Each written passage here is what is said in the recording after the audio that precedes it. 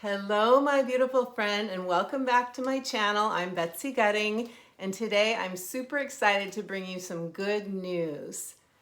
We are moving into a universal year of 6. We're leaving the 5 universal year, which brought us a collective energy of change, upheaval, unraveling. In a 5 year, we can feel very restless, but not know where we're going or what we're doing next. So we're moving into a 6 year, which is going to feel more stable. It's about connection, soul connections, family, tribe, beauty, love, and much more that I'm going to get into in a moment. But first, I want to say hi. If you're new to me, I am an intuitive life coach, a soul guide, and a psychic astrologer. And I love using numerology, astrology, and tarot to bring insights and inspirations to help you free yourself to follow your heart. I offer astrology readings and coaching sessions, so check out the links below from my website for all about that and how you can book your session directly online. And if you get one nugget from this video, please give it a thumbs up and subscribe so you get my next video when it's uploaded. Okay, and I'm going to do a card reading. Ooh, interesting to see the 2 of discs on the bottom of the deck. I'm going to do a card reading at the end of this video, and I have a gift for you. I'll leave the description of how to get that gift at the end of this video too. So let's get into it without further ado. Okay, so we're moving from a 5 year to a 6 year, and we always want to look at where we've come from to see where we're going. So a 5 year, as I mentioned, is all about change. 5 energy wants to grow, expand, reach higher.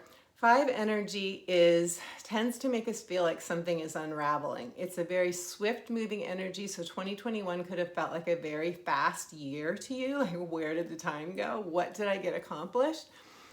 And it can make us feel there's a perfectionism vibration to the 5, to the lower octave. So it can make us feel like no matter what we do, it's not good enough. And you could be looking back on this year and saying, I really didn't get accomplished what I wanted to, and I don't feel good about myself for that reason. So I really want to encourage you instead to reframe and see the 5 year as it, by its nature, it makes us feel restless. By its nature, we don't always have a clear direction. If you have 5 energy in your numerology chart, you will probably be an explorer. You'll be an adventurer. In 5 energy, the soul wants to have lots of new experiences. It's not so much about the end goal as it is about the experience of life and the learning and the growth. So 5 year was a lot of learning and growth for many of us. Now that's the gift. If you can take one thing away from your year that we had universally, collectively as a 5, I would look at what has expired for me, what is no longer calling to my heart. What did I untangle? Like if you have a knot of different things and it feels confused, it's like, what did I untangle and unravel and see and come to what was most important to me? What do I want to take into my 6 year? So we're leaving behind this change, this restlessness, this possible lack of direction, and we're moving into a 6 year. Now, what is the 6 vibration? And I'm smiling big because I feel so optimistic about the 6. So first of all, the 6 as an archetype is the protector. It's if you think about the most amazing parent, okay, let's imagine that there's an enlightened parent that I know very few of us had that kind of parenting, but imagine that you have this almost like a benefactor, somebody who has your back at all times and lets you know it and makes you feel it. It's like the most wonderful father, the most wonderful mother who has a sense of true caring. It's devotion. It's protection. It's commitment. It's like, I'm committed to your success. I am committed to your well-being. I care deeply about you. And you can feel this. In 6 energy, it's connected to the heart. So we can feel it, we know it, just viscerally we know it. So that's the archetype, and it's the archetype of the god and the goddess, you know, like the highest octave of the unconditionally loving goddess, the divine feminine. So good news that more of the divine feminine is moving into our cellular awareness, into the vibration of this year, because of course the numerology year is all about vibration and frequency. The 6 is also Venus ruled. So we know about Venus. She's about love, beauty. She's about everything that matters to us, our values, our deepest heart's desires. Venus, also the divine feminine, the goddess, Aphrodite. So Venus likes to be in the flow. And I feel that in this year of the 6, we're going to have more flow. We can more easily tap into the flow. We can be more easily connected to our own Venusian energy. We can be more easily connected to the high priestess, the goddess. So this is going to be a year where I think we feel, you know, I'm getting an image of the Empress in the tarot. I'm getting an image of us in the garden, of, you know, pleasure, of prioritizing feeling good. This is really about prioritizing feeling good, and that means our health. And you know, the 6th sign of the zodiac is Virgo. Virgo is all about holistic healing. It's an earth sign. So there's something about making sure that and it rules the 6th house, which is everyday, you know, our everyday habits, our health, just how we go about our lives. So there's something in this 6th year about prioritizing our health and our everyday habits, balance, harmony, really giving ourselves the gift of prioritizing our own well-being as the foundation of our lives, which of course it is, but we don't often have that awareness. The other thing about this Venus ruled aspect is that it's the number 6 card in the major arcana is the Lovers. And the Lovers, we often think of when we get the card Lovers, oh good, I'm going to have a lover. But the Lovers is really also about choice. It's often when we come to a crossroads and we're having to make a choice. And so I think a lot of us are going to find ourselves at that choice point, weighing our different options and making a choice and making a commitment and finding ourselves devoted to that choice. Where you can make a commitment and be dedicated and devoted, you will see results coming from that. This will bring fruition for you, success. Now, in terms of success, this is also asking us to look at a new definition of success that includes love, that includes self-love, that includes putting our well-being first. If your definition of success is all about the outcome and it's not about enjoying the process, then you might get a wake-up call during this year. So this year is really asking us once again to factor in our well-being, our balance, harmony, flow. Just like, how does the process move as you are working, as you are deciding what success is for you? It's really about enjoying the process too, and not just looking to the end result. Because as you know, I'm sure you've experienced this, I certainly have, when you are all about the end result or getting to the goal and you're not enjoying the process and you're stressing yourself out on the way there, it can be extremely draining. It's not good for our health. And ultimately, it can feel empty when we get there because we have drained and fatigued ourselves all the way there. So this energy is wanting us to reboot our own process and change it up so that we see life. When I was tuning into Spirit about this universal year, the first thing that Spirit said to me was, you are an eternal being. Your beingness will never end. And what I took from that, and I was like, so what does that have to do with the 6 year? What I took from it was, zoom out, look at the bigger picture. Don't put so much emphasis on every project you do, on everything that you're creating. don't put so much pressure on it to be good, to be successful, because that eternally, in the eternal picture of life, you're robbing yourself of joy and the beauty of the experience. So this year is a lot about giving ourselves, feeding our souls, nourishing ourselves with the beauty, the depth, the flow of the experience itself, regardless of where we want it to head. And we can keep that goal, we can keep that desire and that vision for success, but we have to factor in those things of, what I just mentioned, the experience, the beauty, the joy. Okay, heart alignment. If you don't have an emotional connection to your job, and I mean a positive emotional connection, a love connection to your job, to your business, to your relationships, to a family member, to whoever it is, whatever it is in your life, to your body, this year is giving you an opportunity to shift that, to up-level that.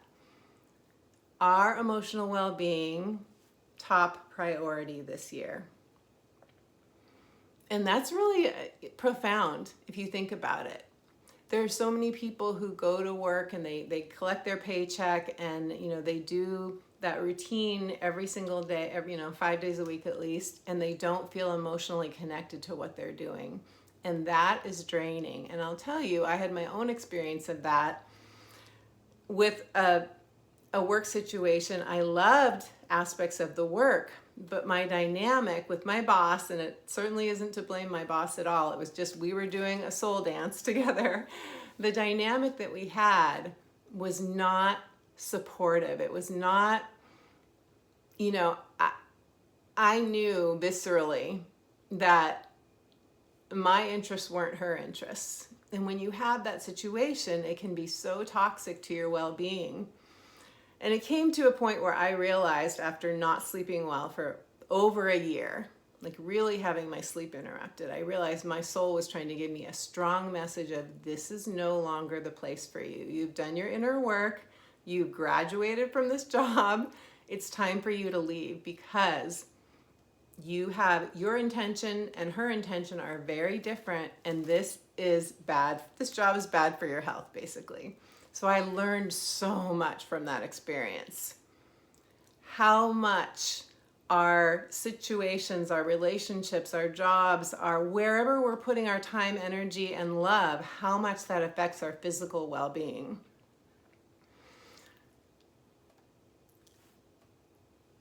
Self-esteem and self-love. This is my last point. Self-esteem and self-love. Do you know that Venus went into retrograde? Well, actually, Venus is going into retrograde December 19th, depending on where you're listening, when you're listening to this. But it's in shadow, is what I meant to say. It went into shadow. And Venus retrograde is so connected, it's so synchronistic with this year of 6, which is a Venus-ruled number, as I said. Venus retrograde gives us a chance to reflect, reassess, review everything Venus related, our relationships, the things we love, the things, again, we put our energy, time, and presence into. And because Venus is now conjunct Pluto and will be the whole month of December, we are getting this massive rewiring as we prepare to go into 2022, this massive rewiring with Pluto, because Pluto is a power player and Pluto will rewire us on a deep subconscious level to release everything that is toxic to us, physically toxic, mentally, emotionally, spiritually toxic. Release all of it. Very difficult to do when you are in codependent situations. Codependent meaning, it's not good for you anymore, but you're staying because it's giving you some benefit, right?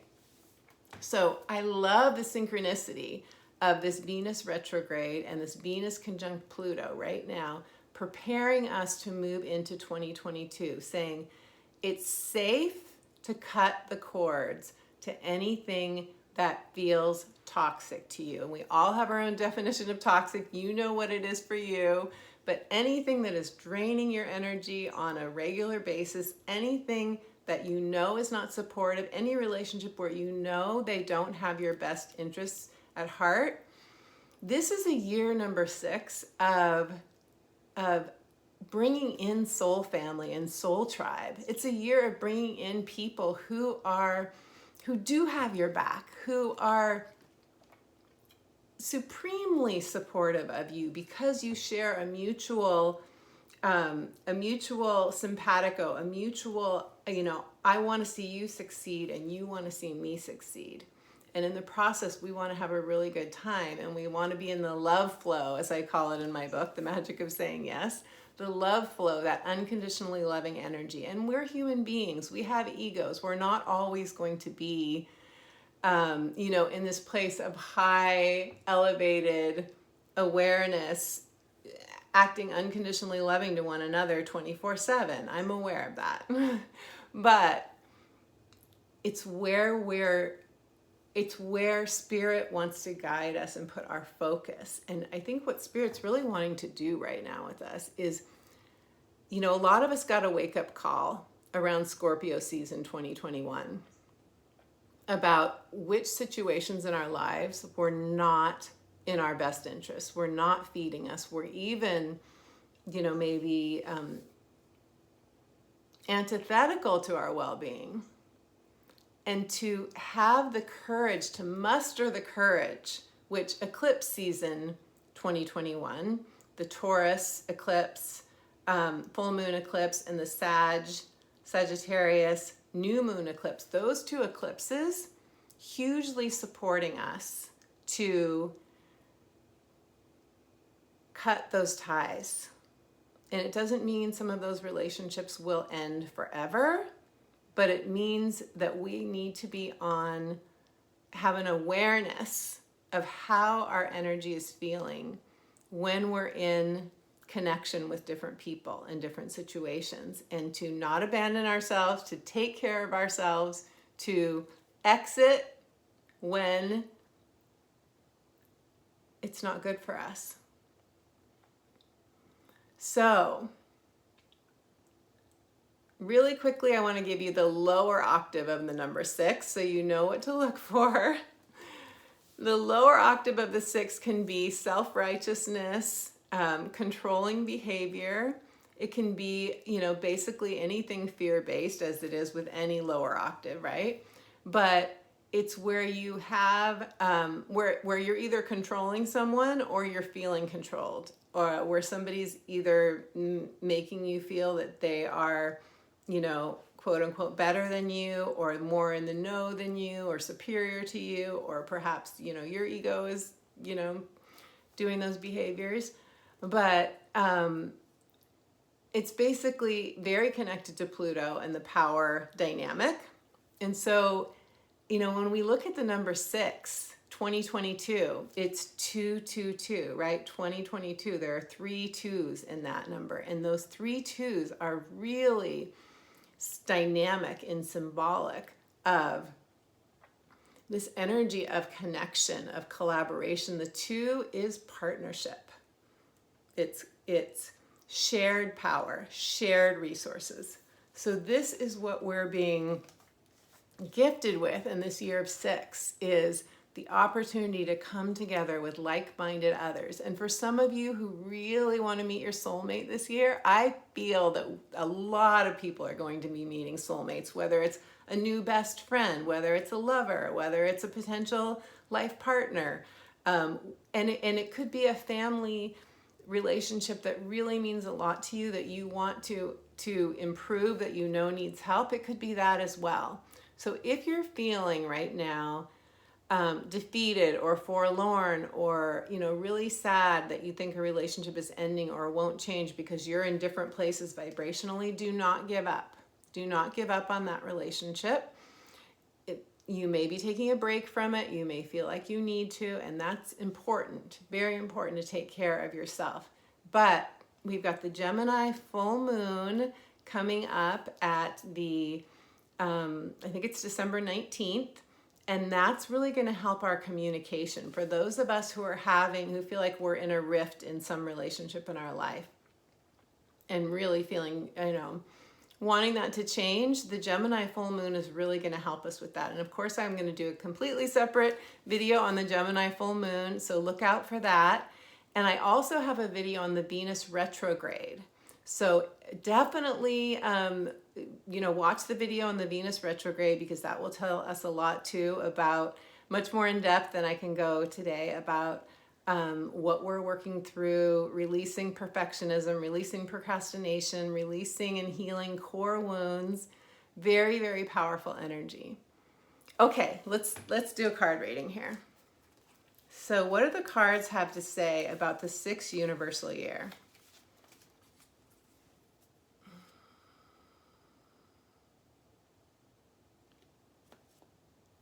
Okay, and the card is, ooh, the Ace of Cups.